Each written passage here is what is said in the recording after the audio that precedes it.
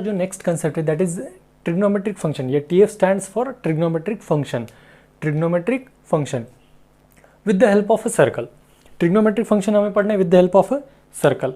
अब यहाँ पर ये सर्कल है जहाँ पर ये होता है हमारा एक्स एक्सिस, ये निगेटिव एक्स एक्सिस मतलब एक्स डैश, ये वाई एक्सिस, ये निगेटिव वाई एक्सिस मतलब Y dash. This is origin. ठीक है. तो अब हम क्या करते हैं, कोई भी एक पॉइंट कंसिडर करते हैं. ठीक है. सबसे पहले मैंने क्या किया, यहाँ पर एक पॉइंट कंसिडर किया. ठीक है. हमने देखिए इसमें पढ़ा था angle and its measurement chapter में standard angle. What is standard angle और angle in standard position. Standard angle और एंगल इन स्टैंडर्ड पोजीशन दोनों सेम होता है. उसका मतलब क्या बनता है कि किसी एंगल का अगर initial arm positive x axis पे है, उसका वर्टेक्स अगर ओरिजिन पे है, फिर उसके बाद अगर वो किसी भी क्वाड्रेंट में घूमे, हमें उससे कोई मतलब नहीं. That particular angle is called as angle in standard position.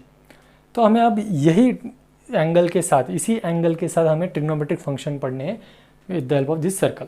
तो हम क्या करते हैं, देखिए अब यहाँ पर मैं एक पॉइंट कंसिडर करके फिर मैंने क्या किया, एक पॉइंट कंसिडर किया जिसका नाम था x, y. और फिर ये जो पॉइंट मिला हमें, इस पॉइंट से रिलेटेड हमें अब ट्रिग्नोमेट्रिक फंक्शन निकालना है. तो देखिए यहाँ पर ये पॉइंट P से फिर हमें क्या करना है, यहाँ से हम परपेंडिकुलर ड्रॉ करेंगे. क्यों? क्योंकि हमें इस पॉइंट P के x, y जो कोऑर्डिनेट्स है उसको भी तो शो करना है. तो अब देखिए distance of any point from x axis is nothing but y coordinate of this point. मतलब इसका जो y है वही y यहाँ पर आ गया. And distance of any point from y axis is x coordinate. मतलब ये जो x था स्मॉल x वो यहाँ पर आ गया. ठीक है. अब यहाँ पर हमें चेक करना है कि अगर हम यहाँ पर थीटा एंगल कंसिडर करें तो ये जो है, ये डिस्टेंस OP जो है, अगर ये यहाँ का ओरिजिन में यहाँ पर लिख दूँ कोई प्रॉब्लम नहीं होने वाली. सो ये OP जो डिस्टेंस है, this OP is nothing but the radius of circle. Yes we can say that. यहाँ से यहाँ तक, सेंटर से OP पॉइंट तक ये रेडियस बन जाती है. तो यहाँ पर देखिए ये जो ट्रायंगल है, अगर मैं यहाँ पर A पॉइंट दूँ तो OAP, ये जो ट्रायंगल मिला हमें in this particular figure, triangle OAP, इस पर्टिकुलर ट्रायंगल में OA having x distance, AP having y distance और OP is equal to R. If we apply Pythagoras theorem in this particular diagram, then what we are getting? We are getting here OP square is equal to OA square plus AP square. ठीक है. Pythagoras theorem use किया. क्या किया हमने यहाँ पर? Pythagoras theorem. अब अगर ये पाइथागोरस थ्योरम यूज करने के बाद ये हमें मिला है तो हमारे पास डिस्टेंस भी है. So we are putting the distances. OP is equal to R, so it will become R square is equal to OA is equal to X square plus Y square. That means हमें relation यहाँ पर मिला X square plus Y square is equal to R square. अब side by side हमें क्या करना है, हम एक एक इस पूरे इक्वेशन में हर एक टर्म को उस पर्टिकुलर टर्म से डिवाइड करेंगे, मतलब अलग अलग करेंगे. देखिए यहाँ पर मुझे क्या रिलेशन मिला है, x square plus y square is equal to r square. This is one relation which we have get here. तो यहाँ पर मैं क्या करूँगा, सबसे पहले तो इसे r से डिवाइड करूँगा. r मतलब r square से डिवाइड करूँगा. What we get? Dividing this relation, this particular equation by r square. अगर हम इसको r square से डिवाइड करें तो ये क्या मिलेगा हमें, x upon r whole square plus y upon r whole square is equal to r by R square. मतलब ये आर कैंसिल हो गया तो वो क्या बचा हमारा, 1 स्क्वायर इज 1. तो अब यहाँ पर मैं क्या करता हूँ, यहाँ पर एक रेशो लगाना है मुझे, जो रेशो हमने यहाँ पर पढ़ा है सोकाटोवा में. What is that ratio? Sine का क्या है, अपोजिट अपॉन हाइपोटेनस. अगर मुझे यहाँ पर साइन रेशो चाहिए, sine theta with respect to this angle theta, so क्या हो जाएगा, वो इसका अपोजिट, थीटा का अपोजिट मतलब ये AP है, that is distance y divided by hypotenuse is r. So y upon r मतलब sin function. अगर cos function हमें निकालना है, cos theta, cos is what, adjacent upon hypotenuse. So adjacent is x divided by hypotenuse is r, x upon r. अगर ये हमारा relation हमें मिलता है तो देखिए साइन फंक्शन में y अपॉन आर है, कॉस फंक्शन है, एक्स अपॉन आर है, तो यहाँ पर ये वैल्यूज हम इस इक्वेशन में पुट करते हैं। So X upon R will become cos theta, ये हो गया whole square, plus y upon R is sine theta whole square is equal to 1। इसको अगर हम सिंप्लीफाई करें तो वो हमें मिलता है फिर cos square theta plus sine square theta is equal to 1। And this is the first identity which we have studied in our previous standards. ठीक है, आपने जो 9वीं 10वीं में जो भी आइडेंटिटी पढ़े वो आइडेंटिटी ये थी सबसे पहली, cos square theta plus sine square theta is equal to 1। अब यहाँ पे हालांकि ये एक आइडेंटिटी मिली हमें, कब मिली? When we divided this equation by R square. अब हम क्या करेंगे, उसको आर स्क्वायर से डिवाइड ना करते उसको एक्स स्क्वायर से डिवाइड करेंगे। चलिए देखते हैं उसको एक्स स्क्वायर के साथ डिवाइड करने के बाद क्या मिलता है हमें। वो इक्वेशन फिर से मैं एज इट इज लिखता हूँ यहाँ पर, X square plus Y square is equal to R square. Now dividing this equation by X square. अब इस इक्वेशन को हम क्या करेंगे, डिवाइड बाय एक्स स्क्वायर करेंगे। ठीक है, अब एक्स स्क्वायर से डिवाइड करने के बाद देखिए यहाँ पर क्या मिलता है, X square divided by X square plus Y square divided by X square is equal to R square divided by X square. अब इसको क्या करिए, एक्स स्क्वायर तो कैंसिल हो गया, मतलब ये बचा 1 plus Y upon X whole square is equal to R upon X whole square. Therefore 1 plus Y upon X, y upon X, what is y upon X? y means theta की कौन सी side है, opposite side, x means adjacent, opposite upon adjacent कौन है, tan। ठीक है, तो ये बना हमारा ये y अपॉन एक्स मतलब tan theta, r upon X, r upon X मतलब hypotenuse upon adjacent, hypotenuse upon adjacent कौन सी साइड मिलती है हमें, which is reciprocal of cos. देखिए cos hypotenuse upon adjacent, adjacent upon hypotenuse जो है वो कॉस मिलता है। अब यहाँ पर हमारा रेशो क्या है, आर अपॉन एक्स मतलब हाइपोटेनियस अपॉन एडजेसेंट, इसका उल्टा, इसका रेसिप्रोकल। सो कॉस का रेसिप्रोकल कौन है, सेक। तो यहाँ पर क्या मिला हमें, this is nothing but sec theta whole square. तो यहाँ पर हमें आइडेंटिटी मिलती है 1 plus tan square theta is equal to sec square theta. This is second identity which we have to study and which we have to remember very properly। ठीक है, now third relation. फिर अब यहाँ पर देखिए, एक बार हमने आर स्क्वायर से डिवाइड किया, एक बार हमने एक्स स्क्वायर से डिवाइड किया, अब अगली बार हम क्या करेंगे, डिवाइड बाय वाई स्क्वायर करेंगे। सो हमारा रिलेशन एज इट इज रहेगा ये X square plus Y square is equal to R square. Now dividing by Y square, divide by Y square.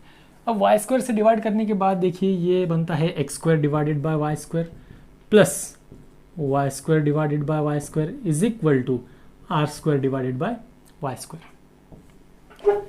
Return to this diagram. देखिए X upon Y मतलब adjacent upon opposite, opposite upon adjacent tan है, तो adjacent upon opposite opposite upon adjacent tan है, तो adjacent upon opposite कौन बनेगा, हमारा tan का इनवर्स जो है वो कॉट। ठीक है, सो एक्स अपॉन वाई, इसको क्या लिख सकते हैं हम, X by Y whole square plus ये वाई स्क्वायर कैंसिल हो गया, मतलब ये 1 is equal to R upon Y whole square. अब एक्स अपॉन वाई देखिए, what is X upon Y, it is nothing but adjacent upon opposite, adjacent upon opposite is nothing but cot. So it is cot theta whole square plus ये 1 is equal to R upon Y, radius upon Y, are hypotenuse divided by Y मतलब opposite side, hypotenuse upon opposite side, opposite upon hypotenuse is sine, so hypotenuse upon opposite, उसका inverse क्या मिलेगा हमें, that is cosec, cosec theta whole square. यहाँ पर फिर identity मिली, मैंने क्या किया, सिर्फ 1 को रीअरेंज किया थोड़े टर्म्स को, 1 प्लस ये मिला हमें cot square theta is equal to cosec square theta. This is the third identity which we must remember. देखिए ये 3 आइडेंटिटीज हमने यहाँ पर पढ़े with the help of this standard circle. Standard circle की ये या सर्कल का ये, ठीक है। तो ये देखिए क्या किया हमने, सबसे पहले इस ट्रायंगल में जो रेशोज हमने पढ़े थे उस रेशोज को अप्लाई किया। विथ रिस्पेक्ट टू दैट हमने कुछ y और x के फॉर्मेट में हमारे रेशोज डिराइव कर लिए। फिर जो रिलेशन हमें पाइथागोरस थ्योरम से इस डायग्राम से मिला, ये रिलेशन, उस रिलेशन को हम क्या करते गए, एक एक अलग अलग टर्म से डिवाइड करते गए जो टर्म्स उसमें प्रेजेंट थे। सबसे पहले हमने आर स्क्वायर से डिवाइड किया। After dividing this equation by R square हमें एक इक्वेशन ये मिला, X upon R whole square plus Y upon R whole square is equal to 1।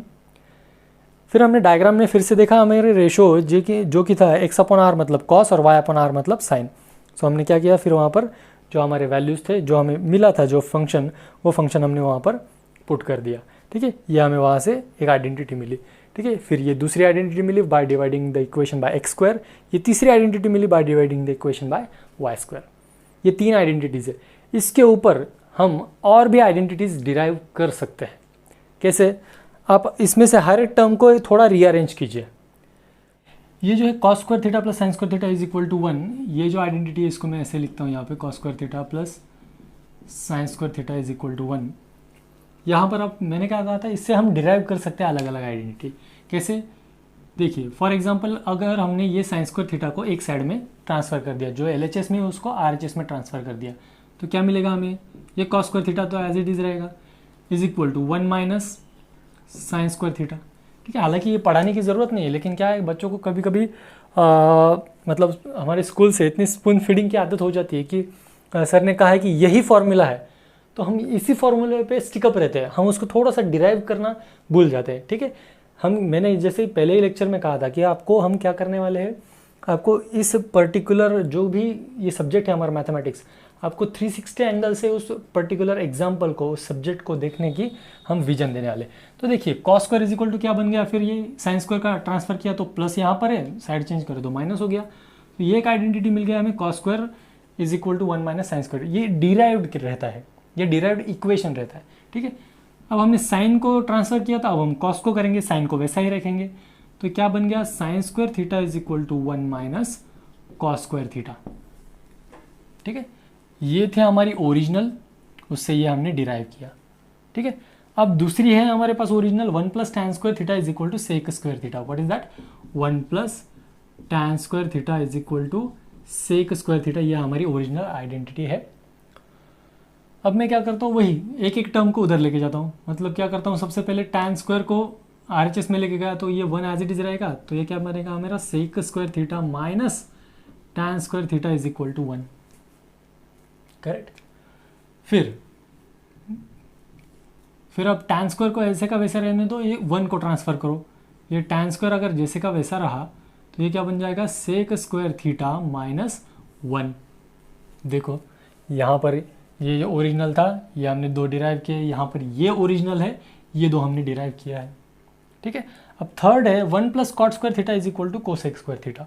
यहाँ पर भी हम वही लॉजिक फॉलो करेंगे जो हमने किया था। क्या, पहले 1 एज इट इज रखो, फिर कॉट को ट्रांसफर करो, वो हो जाएगा cosec square theta minus cot square theta is equal to 1। ठीक है, दिस इज ओरिजिनल और ये डिराइव्ड है। अब एक और डिराइव क्या हो सकता है, derived quantity cot square theta is equal to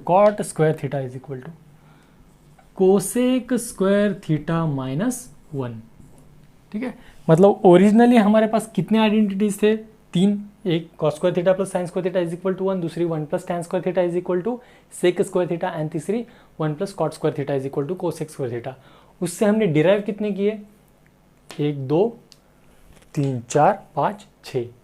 ठीक है, सो ये डिराइव मतलब अलग अलग इसमें रिलेशन आ सकते हैं। अब देखिए, ये जैसे कि बन गया sec square theta minus tan square theta. अब सेक थीटा को अगर हम A कंसीडर करें और टैन थीटा को अगर हम B कंसीडर करें, तो यहाँ पर क्या बन जाता है, ये सेक थीटा को अगर A करे तो टैन थीटा को B करे, तो ये क्या बन जाता है, A square minus B square is equal to 1।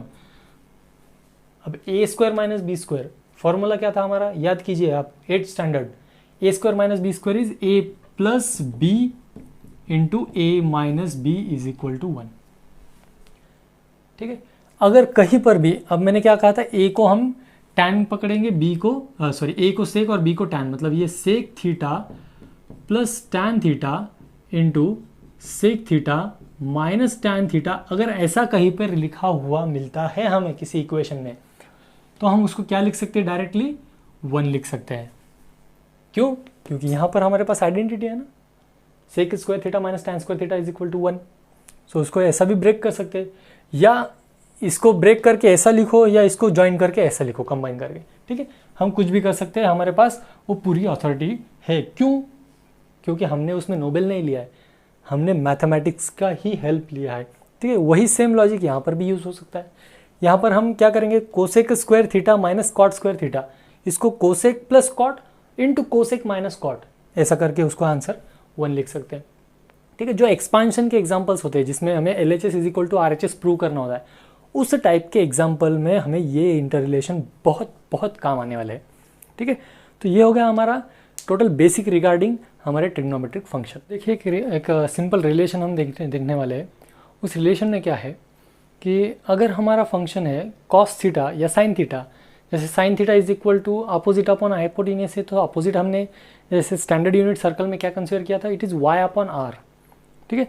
तो उससे हम x और y की एक वैल्यू निकाल सकते हैं, ठीक है, और उससे कुछ कंक्लूजन कर सकते हैं। सो दोज कंक्लूजन्स आर, जैसे कि हमें पता है sine theta is equal to y upon r in standard circle. एक जो सर्कल हमने यहाँ पर देखा था, उस सर्कल में हमने यही रेशो निकाला था, ठीक है। और हमारे पास फिर क्या था, cos theta is equal to x upon r। अब देखिए कोई भी पॉइंट अगर हम किसी भी कोऑर्डिनेट सिस्टम में अगर हम कंसिडर करें एक पर्टिकुलर सर्कल पे, तो एवरी एंगल, हर एक एंगल, हर एक अलग यूनिक पॉइंट को डिफाइन करेगा या शो करेगा। देखिए अगर आपने एक 0 डिग्री एंगल लिया सपोज, तो वो यहाँ पर एंगल होगा, उसका ये पॉइंट होगा सपोज, जिसका P पॉइंट होगा जिसके कोऑर्डिनेट हो गए x, y, ठीक है। फिर एक सपोज आपने 30 डिग्री एंगल पे लिया, ये 30 डिग्री एंगल मैंने कंसिडर कर लिया। फिर यहाँ पर आप क्या करोगे, एक और पॉइंट लोगे जिसका P1 सपोज नाम होगा, उसके कोऑर्डिनेट्स होंगे x1, y1, ओके। सो ऐसे अगर जैसे हम एंगल चेंज करते जाएंगे with respect to that angle, your unique point will be defined. हर एक एंगल का एक अलग अलग पॉइंट आएगा, तो वो पॉइंट कहाँ से कैसे वेरी होगा। Suppose your theta is the measurement which is greater than 0 and less than 360। Theta is the measurement of an angle, एक एंगल का मेजरमेंट है जिसमें उस एंगल का मेजरमेंट कितना है, greater than 0 and less than 360। फिलहाल ये एक केस कंसिडर करते हैं, क्योंकि क्या हो जाएगा कि अगर हम 0 डिग्री कंसिडर करते हैं तो 0 degree and 360 degree, these two angles are coterminal angle, फिर उनके लिए आने वाले जो भी वैल्यूज है वो वैल्यूज तो रिपीट हो जाएंगे, ठीक है। तो यहाँ पर हम क्या करने वाले हैं कि यहाँ पर सपोज सबसे पहले ये केस कंसिडर करते हैं हम कि theta is greater than 0 and less than 360, मतलब यहाँ 1 डिग्री से लेके यहाँ पर 359 डिग्री तक वो वेरी करेगा, या 0.05 डिग्री हो या कोई भी हो, लेकिन वो 0 से ज़्यादा है और 360 से कम है, ऐसा थोड़ा सा कंसिडर करेंगे सबसे पहले। तो हर एक पॉइंट अलग अलग पॉइंट आएगा, एक एंगल का पॉइंट अलग अलग आएगा। अब उसमें वो रिलेशन या वो कोऑर्डिनेट्स कैसे निकालते हैं वो देखेंगे। फॉर एग्जांपल ये जो है P1 पॉइंट सपोज जो हमने कंसिडर किया था, उसके कोऑर्डिनेट्स क्या मिले हमें। अगर उस पॉइंट के लिए हम एक राइट एंगल ट्रायंगल कंस्ट्रक्ट करें और 30 डिग्री के लिए हम क्या करेंगे, फिर सेम जो फंक्शन हमने यूज़ किया था कि sine theta is equal to opposite upon hypotenuse, वही यूज़ करेंगे। तो यहाँ पर हम ऐसा कंसिडर करते हैं कि radius r is equal to है सपोज 1 यूनिट।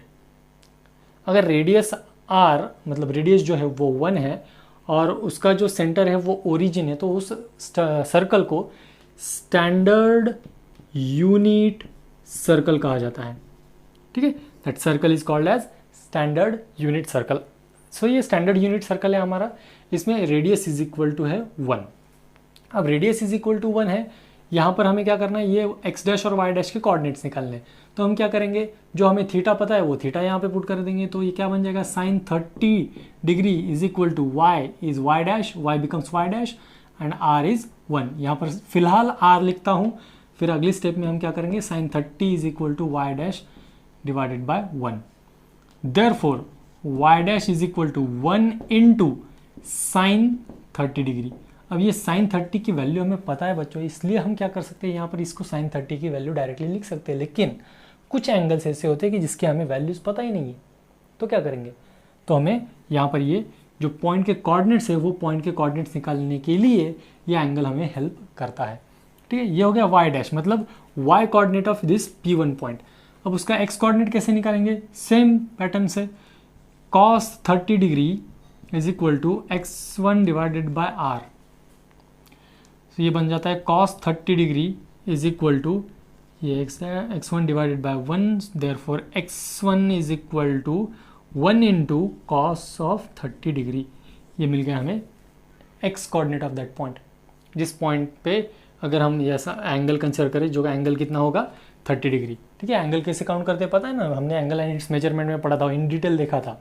ठीक है, तो ये हो गया हमारे x1 y1 coordinates of a point P1। ठीक है, तो उसके अगर कोऑर्डिनेट्स हमें देखने तो हम क्या करेंगे, ये r इज़ नथिंग बट 1।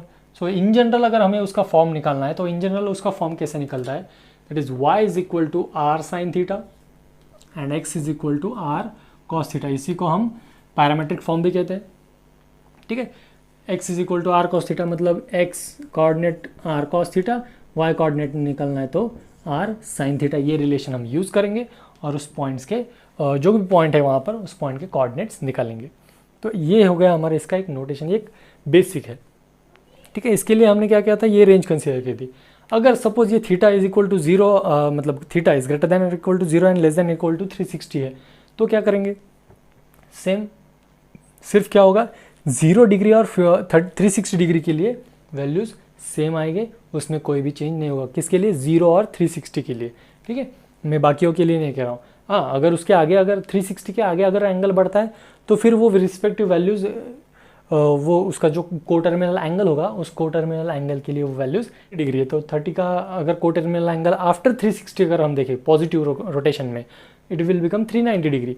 सो 390 और 30 डिग्री इन दोनों के वैल्यूज़ सेम आते हैं। ठीक है, तो ये हो गया हमारा एक बेसिक कि how to derive coordinates of a point if theta and radius of circle is given. ठीक है, अगर ये गिवन हो तो उसके कोऑर्डिनेट्स कैसे निकालते हैं, तो ये हमारा ये बेसिक उसके नोटेशंस हो गए। ठीक है, ये उसका फॉर्मूला पकड़ लो आप। जैसे कहा था कि यहाँ पर हमें एक चीज़ यहाँ पर याद आती है कि अगर हम यहाँ पर स्टैंडर्ड यूनिट सर्कल 1 कंसीडर करते हैं तो ये क्या बन जाता है, ये P पॉइंट का coordinate cos theta comma sine theta. तो यहाँ पर हम क्या कह सकते हैं कि थीटा या फिर जो भी कोऑर्डिनेट्स है या P पॉइंट के कोऑर्डिनेट्स, अगर ये स्टैंडर्ड यूनिट सर्कल है तो ये इररिलेवेंट, मतलब इंडिपेंडेंट ऑफ रेडियस, वो रेडियस पे डिपेंड करते हैं क्या, नहीं करते। ठीक है, सो ये इंडिपेंडेंट ऑफ रेडियस है, वो सिर्फ किसी है, तो ये हम फॉलो करेंगे।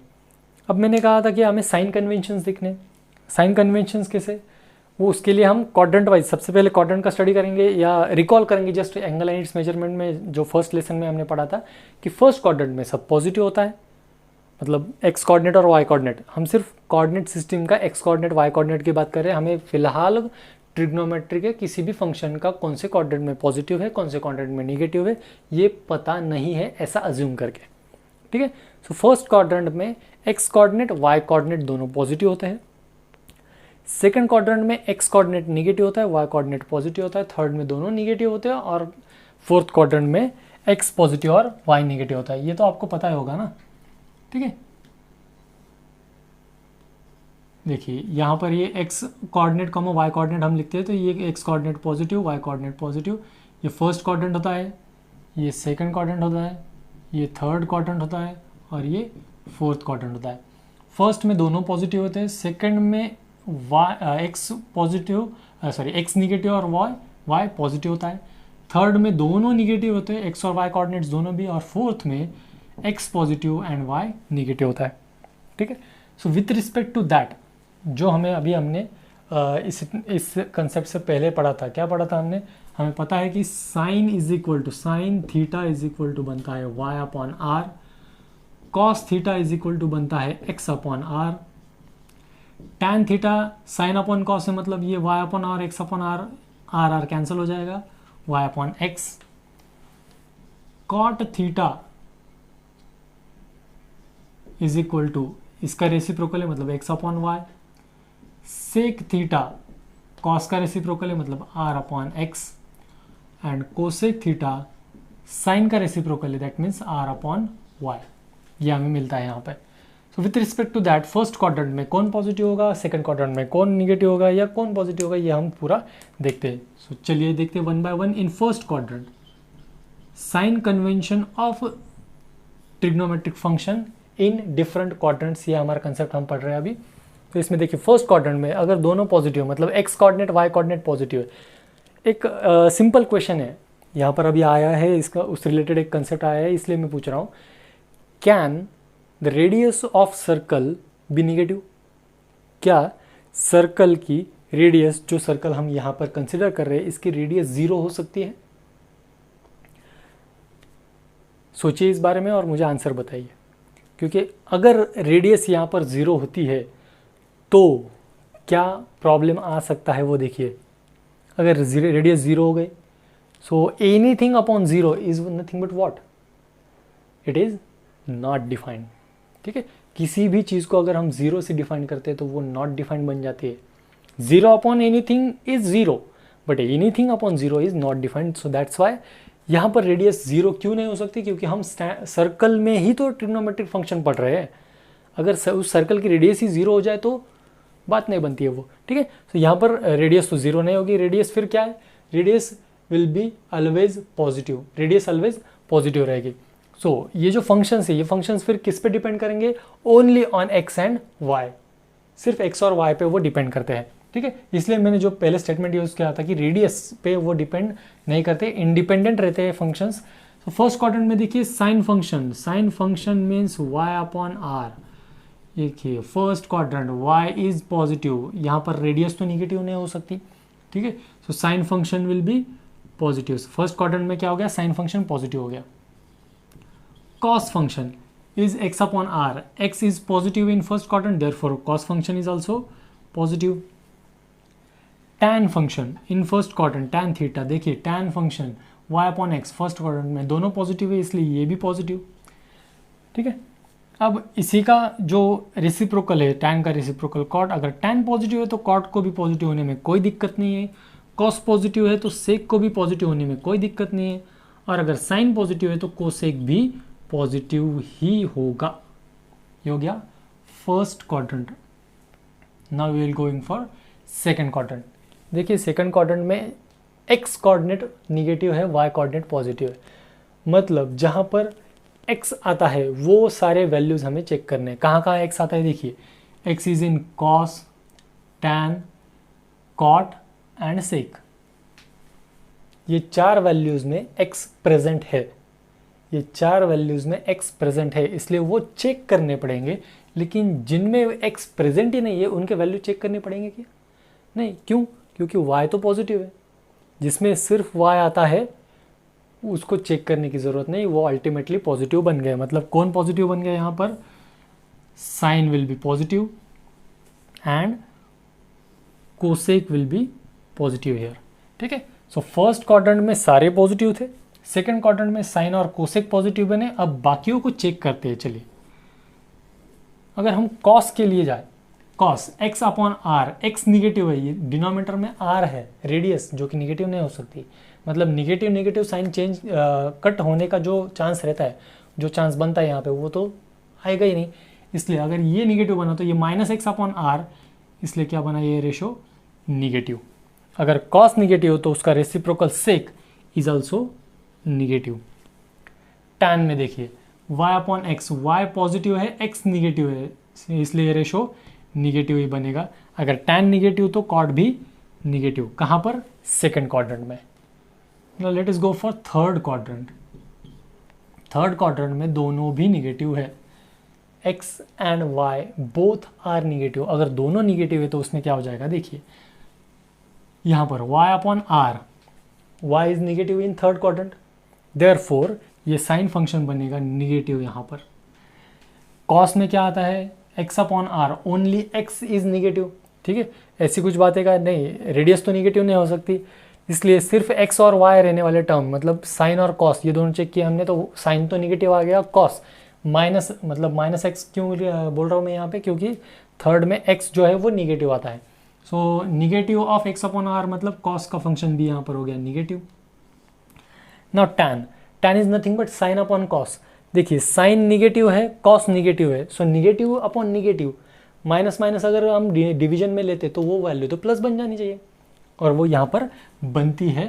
सो थर्ड क्वाड्रेंट में tan पॉजिटिव है, अगर tan पॉजिटिव तो tan का reciprocal, who is tan reciprocal, cot, cot भी पॉजिटिव, ठीक है। साइन कॉस निगेटिव है, मतलब उनके रेसिप्रोकल जो है सेक और कोसेक वो भी यहाँ पर निगेटिव ही मिलेंगे। ओके, नाउ अगर यहाँ तक अगर आपको समझ में आया फर्स्ट सेकंड और थर्ड क्वाड्रेंट का, तो फोर्थ क्वाड्रेंट का हम देखते हैं यहाँ पर। अब फोर्थ क्वाड्रेंट में आएगा जहाँ पर x पॉजिटिव है और y निगेटिव है। सिर्फ x वाले टर्म, जैसे सेकंड क्वाड्रेंट में हमने देखा था कि सिर्फ y वाले जो टर्म थे वो हमने पॉजिटिव लिख दिए थे ऑलरेडी, यहाँ पर हम क्या करेंगे कि फोर्थ में जिसमें सिर्फ x वाले टर्म है, कौन है x वाला, कॉस और सेक, तो वो दो टर्म्स जो है वो ऑलरेडी पॉजिटिव बन जाएंगे, क्योंकि वहाँ पर सिर्फ x है और x फोर्थ क्वाड्रेंट में पॉजिटिव है। सो कॉस और सेक ये जो तो दो टर्म्स है हमारे, वो बन गए हमारे पॉजिटिव टर्म्स, ठीक है। बाकी बचे हुए टर्म्स को चेक करो। साइन, साइन मतलब y जो है वो यहाँ पर निगेटिव है, y अपॉन आर मतलब माइनस y अपॉन आर बन गया, ratio is negative. Next, tan is nothing but sine upon cos, minus upon plus, negative term divided by positive term which is minus, आपको पता है अच्छे से ये निगेटिव बनेगा। अगर tan निगेटिव है तो उसका कॉट भी निगेटिव, और जैसे ही हमने साइन की तरफ देखा तो कोसेक भी हमारा जो साइन फॉलो करता है वही कोसेक फॉलो करेगा। सो साइन अगर फोर्थ क्वाड्रेंट में निगेटिव है तो कोसेक भी कैसे पॉजिटिव हो सकता है, वो भी निगेटिव ही मिलेगा। देखिए ये हो गए sign convention of trigonometric function in different quadrants. First quadrant में अगर आप ऑब्जर्व करें तो sine, cos, tan, cot, sec, cosec ये सारे पॉजिटिव मिलेंगे। सेकेंड क्वाड्रेंट में अगर आप देखोगे तो साइन और कोसेक, साइन और कोसेक इन दोनों के ही वैल्यू सिर्फ पॉजिटिव मिलते हैं हमें, बाकी सबके वैल्यूज निगेटिव मिलते हैं। देखिए जो पॉजिटिव, जो हाईलाइट करने वाली बात है वो बात मैं यहाँ पर हाईलाइट करता हूँ कि पॉजिटिव कौन होता है, ठीक है, क्योंकि निगेटिव की तादाद ज़्यादा है, ठीक है। यहाँ पर फर्स्ट में तो सभी पॉजिटिव मिलते हैं, इसलिए यहाँ पर हाईलाइट करने वाली बात वही है कि सारे पॉजिटिव रहते हैं फर्स्ट क्वाड्रेंट में। सेकंड में साइन और कोसेक पॉजिटिव होते हैं। थर्ड क्वाड्रेंट में टैन और कॉट पॉजिटिव होते हैं। फोर्थ क्वाड्रेंट में कॉस और सेक पॉजिटिव होते हैं, बाकी सब respect to that quadrants negative, ठीक है। आपको याद रखना है तो क्या रख सकते हैं हम, first quadrant all positive, second quadrant sine positive, अगर साइन पॉजिटिव हो तो उसका रेसिप्रोकल भी पॉजिटिव होना चाहिए। Third quadrant tan positive, fourth quadrant cos positive, ठीक है। ऑल, देखिए याद करने के लिए सिर्फ हम पॉजिटिव चीज़ें ही याद रखेंगे। ऑल साइन टैन कॉस, ठीक है। यहाँ पर ऑल पॉजिटिव है, यहाँ पर साइन पॉजिटिव है, मतलब साइन का रेसिप्रोकल भी, मतलब कोसेक जो होता है वो कोसेक भी पॉजिटिव हो जाएगा। टैन है पॉजिटिव तो उसका रेसिप्रोकल कॉट भी होना चाहिए पॉजिटिव, अगर कॉस पॉजिटिव है तो उसका रेसिप्रोकल सेक भी पॉजिटिव होना चाहिए। ये हो गया sine convention of trigonometric function in different quadrants.